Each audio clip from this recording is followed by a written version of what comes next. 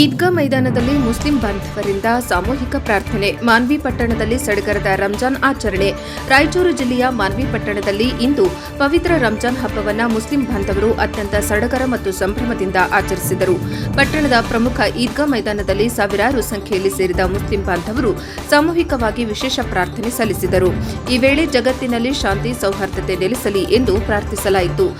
ಪ್ರಾರ್ಥನೆಯ ನಂತರ ಮುಸ್ಲಿಂ ಬಾಂಧವರು ಒಬ್ಬರಿಗೊಬ್ಬರು ಪರಸ್ಪರ ಅಪ್ಪಿಕೊಳ್ಳುವ ಮೂಲಕ ಈದ್ ಮುಬಾರಕ್ ಎಂದು ಹಬ್ಬದ ಶುಭಾಶಯಗಳನ್ನು ವಿನಿಮಯ ಮಾಡಿಕೊಂಡರು. ಇದು ಭಾವೈಕ್ಯತೆಯ ಸುಂದರ ಕ್ಷಣಕ್ಕೆ ಸಾಕ್ಷಿಯಾಯಿತು. ಹಿರಿಯರು ಕಿರಿಯರು ಎನ್ನದೇ ಎಲ್ಲರೂ ಹೊಸ ಬಟ್ಟೆಗಳನ್ನು ಧರಿಸಿ ಸಂಭ್ರಮದಲ್ಲಿ ಪಾಲ್ಗೊಂಡಿದ್ದರು. ಮಕ್ಕಳು ಉತ್ಸಾಹದಿಂದ ಹಬ್ಬದ ಆಚರಣೆಯಲ್ಲಿ ತೊಡಗಿದ್ದು ಕಂಡುಬಂತು.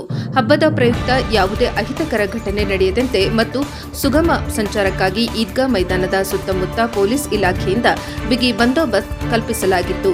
ರಂಜಾನ್ ತಿಂಗಳ ಪವಿತ್ರ ಉಪವಾಸದ ನಂತರ ಬಂದ ಈ ಹಬ್ಬವು ಮಾನ್ವಿ ತಾಲೂಕಿನಲ್ಲಿ ಶಾಂತಿ ಮತ್ತು ಸಹೋದರತ್ವದ ಸಂದೇಶವನ್ನ ಸಾರಿತು. ವರದಿ ಎಂಡಿ ಗೌಸ್, ಪ್ರಜಾಪವ ಟಿವಿ, ಮಾನ್ವಿ.